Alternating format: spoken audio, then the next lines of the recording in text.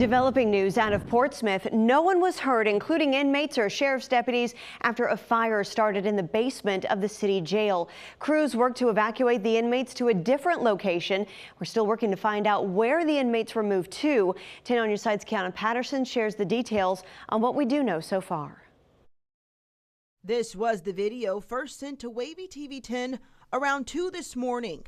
You can see smoke coming from the Portsmouth City Jail. The smoke was coming into the cells, he said. An inmate inside messaging his mom from his jail-issued tablet. He couldn't breathe. This mom and several others rushing over to the jail. He did not feel safe.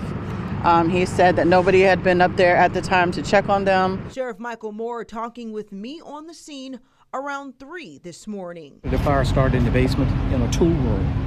And of course, the smoke quickly went up the elevator shaft.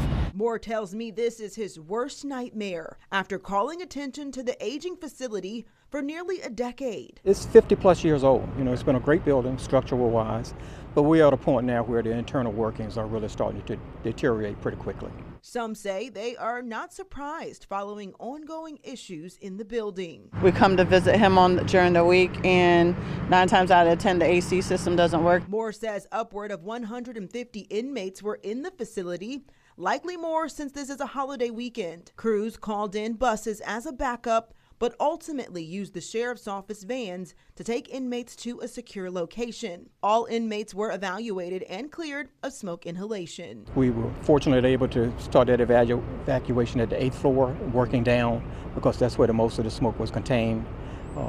But no inhalation problems at all. Now families are waiting to hear updates from their loved ones. Just pay attention to your children so they don't end up in a place like this. In Portsmouth, Kiana Patterson, 10 on your side.